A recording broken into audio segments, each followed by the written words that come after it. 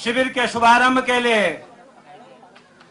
माननीय विपिन त्रिपाठी जी को बुलाऊं, मैं आपके बीच में ये निवेदन करना चाहता हूं कि आज आप सब लोग विभिन्न क्षेत्रों से दूर दूर दराज से आए हैं और आपको यह बताने की कोशिश करूंगा कि उत्तराखंड क्रांति दल जिसके जन्मदाता माननीय विपिन त्रिपाठी, काशी सिंह हैरी, माननीय डीडी पंत जी और हमारे पूर्व अध्यक्ष, पूर्व विधायक माननीय जसवंत जी बीज जी यहाँ पर उपस्थित हैं।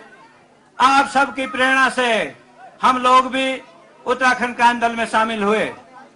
मित्रों, हम कहना चाहते हैं कि आज जब राष्ट्रीय दलों की चकाचौंध है और 25 वर्ष इस उत्तराखंड क्रांति दल ने अपने इस आंदोलन में लगा दिए, आपके किसी गधेरे से लेकर के किसी चोटी तक का कोई गांव नहीं होगा जिसका उत्तराखंड क्रांति दल ने प्रतिनिधित्व न किया हो, वहां पर आंदोलन न किया हो।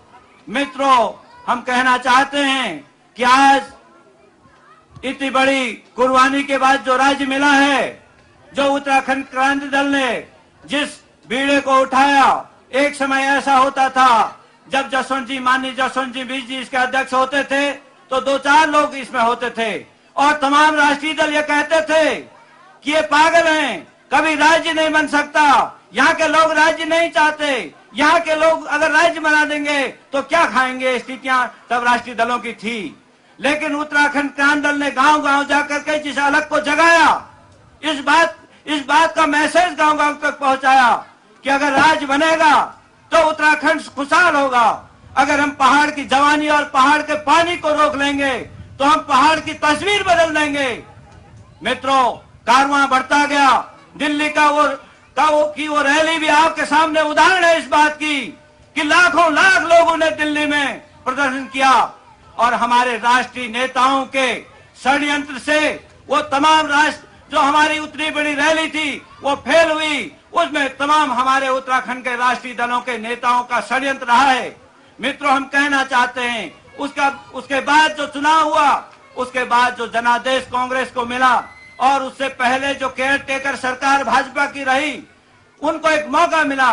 जिन्होंने कभी आंदोलन नहीं किया, जिन्होंने कभी राज्य की बात नहीं की, उनको फकौट में फ्री फंड में अगर राज्य मिल गया, सत्ता मिल गई, तो आज जो हालत पूरे राज्य की है, आज जो बद से बदतर हो रही है राज्य की, विकास के नाम पर जो बंदरमाट हो रही है। मित्रों, हम कहना चाहते हैं कि जिन्होंने पीड़ा सही हो उनसे पूछिए कि राज्य का आंदोलन क्या रहा है। जिन्होंने देश की आजादी की लड़ाई लड़ी हो उनसे पूछिए देश की आजादी की कितनी बड़ी कुर्बानी लोगों ने दी है।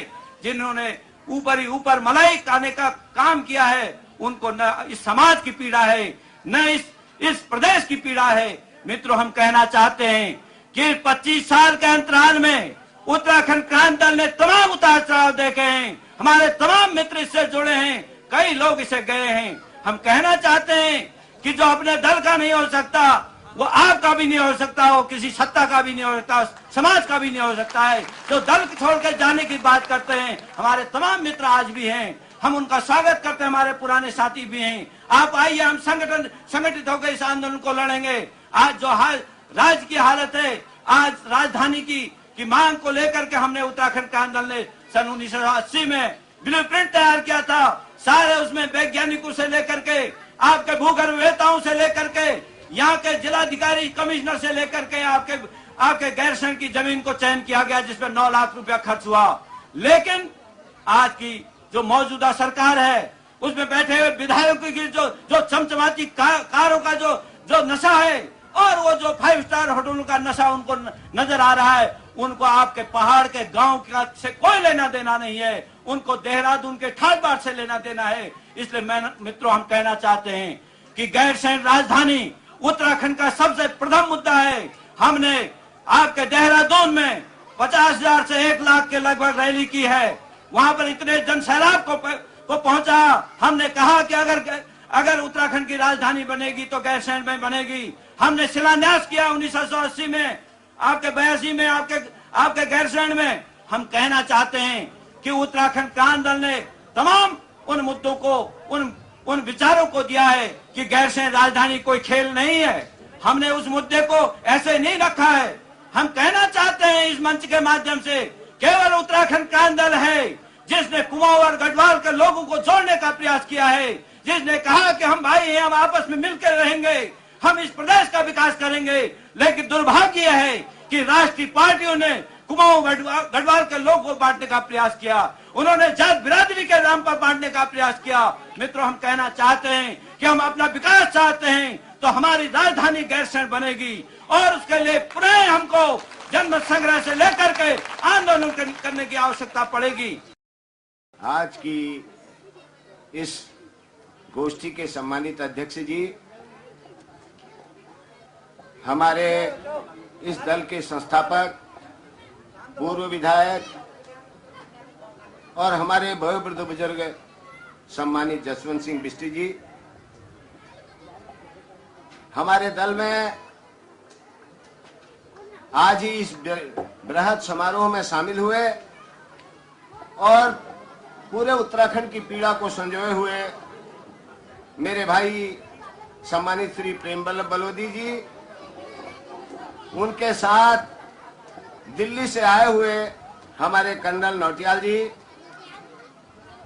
खीमानंद बलोदी जी, हमारी बहन कल्पना चौहान जी, बहन बहुगुणा जी, कुंवर सिंह राणा जी, नारायण दत्त लखेड़ा जी, गोवर्धन सिंह नेगी जी, भूपाल सिंह जी, विशिष्ट अध्यक्ष उत्तराखंड समाज विनोद केवनी जी, रणजीत सिंह राणा जी, हमारे दल के केंद्रीय उपाध्यक्ष श्री KR सिंह जी एडवोकेट, हमारे महिला संगठन की उत्तराखंड की केंद्रीय अध्यक्षा बहन विजयाधानी जी, हमारे केंद्रीय मंत्री भाई नरेंद्र पाठक जी, हमारे नैनीताल जनपद की जिलाध्यक्ष महिला श्रीमती दीपा भंडारी जी, हमारी अल्मोड़ा जनपद की महिला अध्यक्ष बहन रावत जी, हमारे केंद्रीय युवा उत्तराखंड क्रांति दल के केंद्रीय अध्यक्ष जगदीश बुधानी जी, हमारे जिला पंचायत सदस्य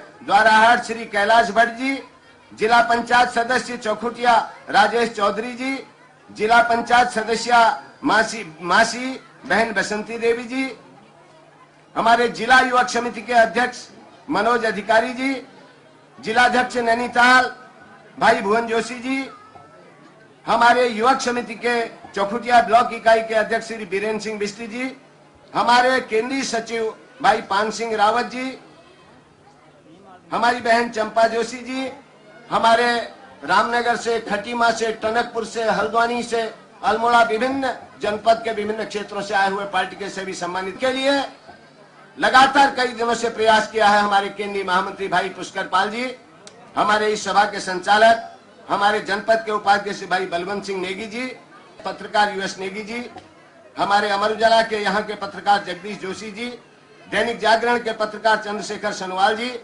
हमारे लिए ये बड़े सौभाग्य की बात है कि पहला चिंतन शिविर है राज्य बनने के 2 वर्ष बाद, और इस चिंतन शिविर की शुरुआत मां सरस्वती की वंदना के साथ साथ जिन लोकगीतों से हुई, वो लोकगीत भी आपके सामने इस चिंतन शिविर की सार्थकता को प्रदर्शित करते हैं।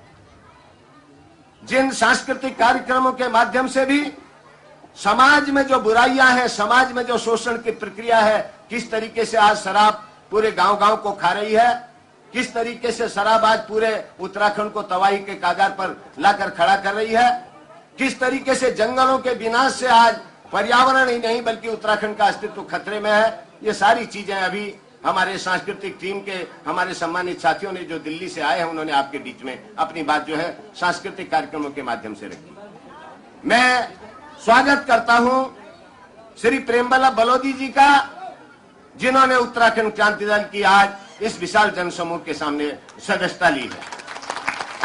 मैं स्वागत करता हूं उनके साथ आए हुए उन तमाम मित्रों का, जिन्होंने देर से ही सही इस बात को स्वीकार किया है कि अगर उत्तराखंड का भविष्य बनना है तो उत्तराखंड की जनता ही बना सकती है उत्तराखंड को।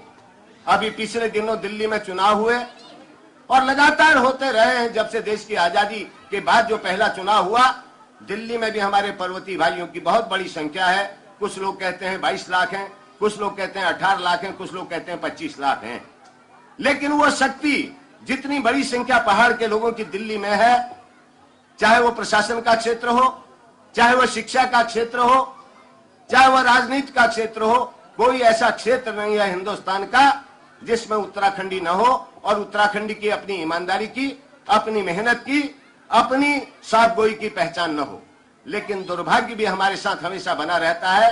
एक कहावत है कि अगर एक जार में केकड़ों को रख दो तो केकड़े के ऊपर ढक्कन लगाने की जरूरत नहीं है, एक केकड़े की टांग दूसरा केकड़ा खुद खींच लेता है। ठीक वही हालत पर्वतीय समाज की भी है। वो कभी संगठित नहीं हो पाया, इतिहास इस बात का साक्षी है। और जब भी कुछ लोग आगे बढ़ना चाहते हैं, दूसरा उसको पीछे खींचने की कोशिश करता है। दिल्ली के चुनाव के बारे में भी मेरी हमेशा ये राय रही है, उत्तराखंड क्रांति दल एक क्षेत्रीय दल है।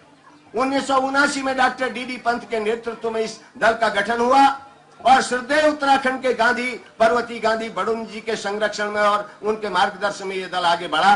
22 साल तक हमने राज्य की लड़ाई लड़ी और 1994 क्या है, वो ऐतिहासिक आंदोलन भी है जिसमें हिंदुस्तान का कोई हिस्सा ऐसा नहीं था जो इस राज्य आंदोलन से प्रभावित नहीं हुआ हो। चाहे वो बंबई का पर्वतीय समाज हो, चाहे वो गुजरात का पर्वतीय समाज हो, चाहे वो दिल्ली का पर्वतीय समाज हो, जहां जहां भी पर्वतीय निवास करता है, सारा भारत आंदोलित हुआ, पर्वतीय समाज आंदोलित हुआ। और 1994 का वो ऐतिहासिक राज्य आंदोलन भी सबके सामने है, जिसने पहली बार हिंदुस्तान की जनता को यह बताया, जिसने राष्ट्रीय दलों को यह अवगत कराया कि किराए की लाखों भीड़ इकट्ठा करके भले ही थोड़ी देर के लिए लोग राजनेता बनने का नाटक करते हो, लेकिन पहाड़ से जिस तरीके से गंगा और यमुना निकल करके सारे देश को नया जीवन देती हैं, उसी तरीके से 1994 2 अक्टूबर का वो जन सैलाब, वो जनता की गंगा जो दिल्ली की सड़कों पर जो है सैलाब के रूप में निकली थी, ये दीगर बात है कि वो आंदोलन किन कारणों से असफल हुआ। मैंने पहले ही कहा कि हमारे लोगों की सोच बहुत छोटी है। हमारे यहाँ पहाड़ी में कोनी खुटामुनी शोचानी।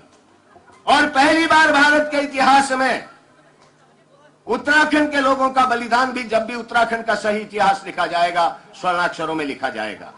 1962 की भारत चीन की लड़ाई रही हो, 1965 का भारत पाकिस्तान का युद्ध हो, 1971 का भारत बांग्लादेश का युद्ध हो, या मौजूदा कारगिल ऑपरेशन हो, सबसे ज्यादा जवान कटा है उत्तराखंड की धरती का कटा है। सबसे ज्यादा मां की गोद सुनी हुई है, बहन की मांग का सिंदूर पूछा है, तो उत्तराखंड की मां की गोद सुनी हुई है, बहन की मांग का सिंदूर पूछा है।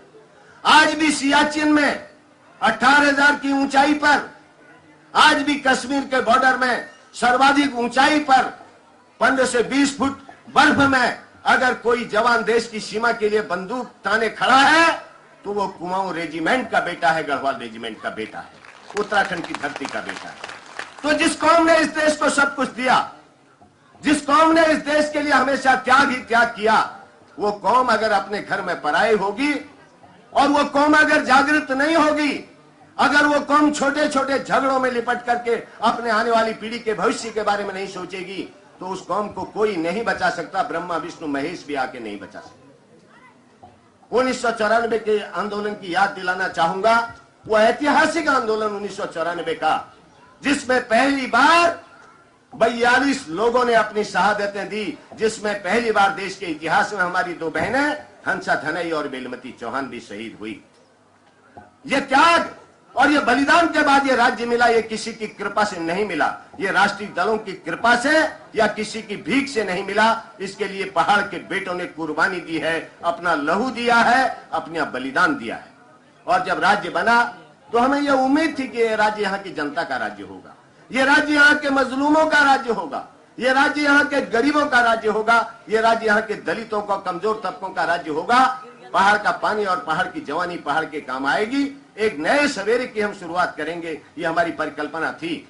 लेकिन जिस दिन राज्य की घोषणा हुई, उससे पहले भी आपको मालूम है, जब उत्तर प्रदेश से राज्य का विधेयक पारित होकर केंद्र सरकार को गया, उसमें 26 संशोधन कर दिए गए। और उसके बाद जब केंद्र ने उसको पारित किया, उसमें 29 संशोधन हुए। हमारा पानी 2 बोल्ड बने, गंगा बोल्ड बना और यमुना बोल्ड बना। गंगा बोल्ड में 3 स्टेटें हैं और यमुना बोल्ड में 6 स्टेटें हैं। उनकी राय के बगैर आप अपने गंगा के जल का उपयोग नहीं कर सकते। यमुना के जल का उपयोग नहीं कर सकते। आज भी अपने जमीन का कानून बनाने का अधिकार हमको नहीं है। वो सारे संशोधन किए गए। ये पहला राज्य है जिसके साथ ये अन्याय किया गया कि वो अपना कानून नहीं बना सकता। तराई के रिफ्यूजियों को खुश करने के लिए, जो रिफ्यूजी 1947 में जब देश का बंटवारा हुआ, हिंदुस्तान में किसी ने रिफ्यूजियों को जगह नहीं दी। उत्तराखंड के लोग थे जिन्होंने पूर्वी पाकिस्तान से आने वाले और पश्चिमी पाकिस्तान से आने वाले लोगों को उत्तराखंड की तराई में जगह दी। कहा तुम्हारी रगों में भी हमारा ही खून बहता है, आओ तराई में बसो। वो भिखारी की तरह आए, सब कुछ लुटा के आए, और जब उत्तराखंड में आए, लाखों के करोड़ों के मालिक बने, बड़े बड़े फार्मों के मालिक बने, तो उन्होंने कहा कि हमारी संस्कृति पहाड़ियों से नहीं मिलती, हम तो तलवार चला देंगे। उनके हितों की सुरक्षा के लिए दिल्ली की सत्ता में बैठे लोगों ने राज्य के तमाम हितों के साथ कुठाराघात किया। और आज स्थिति यह है कि जब राज्य बना है, 2 साल हो गए हैं, 1.5 साल एक केयरटेकर सरकार रही और 2 साल ये हमारे कांग्रेस की चुनी हुई सरकार पंडित नरेंद्र तिवारी की सरकार सत्ता में है। और इन 2 सालों में सारे उत्तराखंड की जनता का मोह भंग हो गया। एक भी उद्योग, हमारी आज तक कोई कृषि नीति नहीं है, हमारी शिक्षा नीति नहीं है, हमारी रोजगार नीति नहीं है, हमारी उद्योग नीति नहीं है, हमारी पर्यटन नीति नहीं है। जब नीतियां नहीं है तो आपने कितने खड़ंजे बनाए, कितने रोडों का शिलान्यास किया, ये मायने नहीं रखता। किसी भी सरकार की पहचान उसकी नीतियों से होती है। और पूरे उत्तराखंड में आक्रोश है। आक्रोश इस बात को लेकर के है कि हमने विधानसभा में कई बार इस बात को रखा, ये ठीक है पहाड़ में पर्यावरण की सुरक्षा करनी है, पेड़ बचाने हैं, लेकिन पहाड़ में अगर बड़े उद्योग नहीं लग सकते तो कुटीर उद्योगों का जाल फैलना चाहिए। पहाड़ के लोगों को रोजगार मिलना चाहिए। आज रोजगार की स्थिति बहुत खराब है। जो पर्यटन है उसको विकसित किया जाना चाहिए। यहाँ पर बद्रीनाथ है, केदारनाथ है, गंगोत्री, यमुनोत्री, आपका जो है बागेश्वर, जागेश्वर जैसे तीर्थ धाम है। यहाँ पर धार्मिक पर्यटन विकसित हो सकता है, यहाँ पर आध्यात्मिक पर्यटन विकसित हो सकता है, यहाँ पर नैसर्गिक पर्यटन विकसित हो सकता है। लेकिन सरकार, जब उसकी कोई इच्छा शक्ति हो, जब सरकारों को इस बात की पीड़ा हो, दर्द हो कि वास्तव में इस कौम के लिए, इस समाज के लिए हमें कुछ करना चाहिए।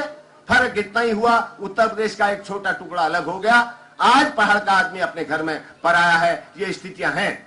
इसलिए आज इस गोष्ठी की सार्थकता है।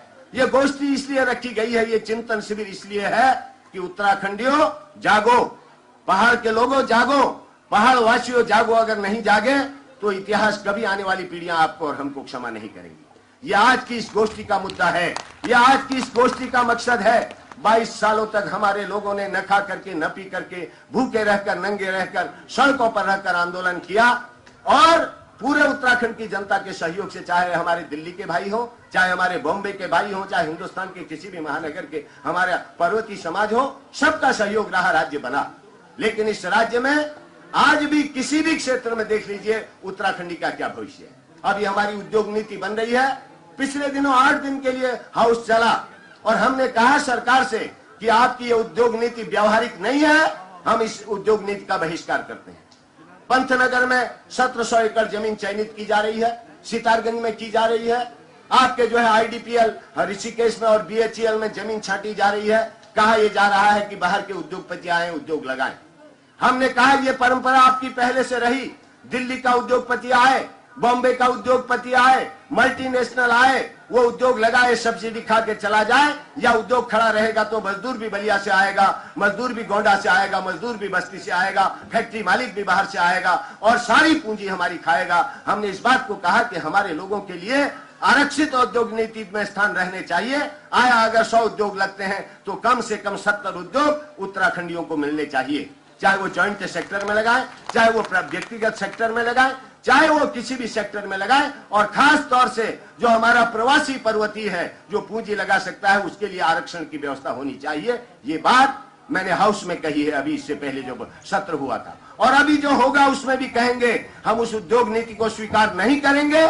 ऐसी सरकारों की जो लगातार 55 साल तक इस उत्तराखंड को लूटती रही हैं, उनकी धज्जियां उत्तराखंड की जनता उड़ाएगी, उनको पहाड़ की सरजमी पर पांव नहीं रखने देगी। यह हमारा संकल्प है। हमने इस बात को कहा है कि पहाड़ के बेटों ने इस देश के लिए अपना खून दिया है, तो पहाड़ के बेटों को इस बात का अधिकार मिलना चाहिए कि रोजगार से लेकर, पूंजी निवेश से लेकर, उद्योगों में लाभ से लेकर सारे क्षेत्र में उत्तराखंडी की हिस्सेदारी तय होनी चाहिए। उत्तराखंड के पर्यटन में उसकी हिस्सेदारी तय होनी चाहिए, उत्तराखंड की कृषि में उसकी हिस्सेदारी तय होनी चाहिए, उत्तराखंड के रोजगार में उसकी हिस्सेदारी तय होनी चाहिए, उत्तराखंड के उद्योग में उसकी हिस्सेदारी तय होनी चाहिए। अब हम क्लर्क या चपरासी बनने की बात तक इंतजार नहीं करेंगे। और इस बात को भी कहा है, कोई कौम हिंसक पैदाइशी हिंसक नहीं होती, चाहे वो नागालैंड के लोग हों, चाहे वो मिजोरम के लोग हों। अगर उन्होंने बंदूकें उठाई तो सरकारों की, केंद्र में बैठी सरकारों की अदूरदर्शी नीतियों के कारण। और पहाड़ का बेटा जब देश की सीमाओं की रक्षा के लिए अपना खून दे सकता है तो इन सरकारों के खिलाफ भी बंदूक उठा सकता है, इकट्ठा हो सकता है। ये बात हमने कही है और हम आज भी कहना चाहते हैं। इस गोष्ठी का मकसद है, चुनाव आ रहे हैं, बहुत जल्दी चुनाव होंगे, लोकसभा के चुनाव होंगे। लोगों ने लुभाना शुरू कर दिया, नाटक करने शुरू कर दिए, तहसीलों की घोषणाएं, विकास की घोषणाएं। ये पिछले 55 साल से हुआ है।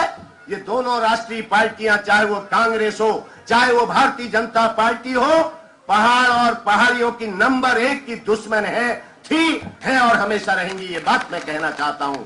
अगर आप चाहते हैं कि इन राष्ट्रीय पार्टियों को इस उत्तराखंड की सरजमी से नेस्तनाबूद किया जाए तो आपको क्षेत्रीय ताकत बनानी पड़ेगी। एक बार जब आसाम में क्षेत्रीय पार्टी आ सकती है, नागालैंड में आ सकती है, मिजोरम में आ सकती है, महाराष्ट्र में आ सकती है, तमिलनाडु में आ सकती है, उड़ीसा में आ सकती है, चंद्रबाबू नायडू की सरकार वहां विकास की नई धारा बहा सकती है, तो क्या कारण है कि उत्तराखंड में एक क्षेत्रीय राजनीतिक दल सत्ता में क्यों नहीं आ सकता? यह भी आज की बहस का मुद्दा होना चाहिए। हमेशा लोगों ने बहुत छोटा सोच क्या हुआ? मैं बस कहना चाहता हूं, मैंने दिल्ली की राजनीति को देखा है, मैं ज्यादा बहुत नहीं जाता।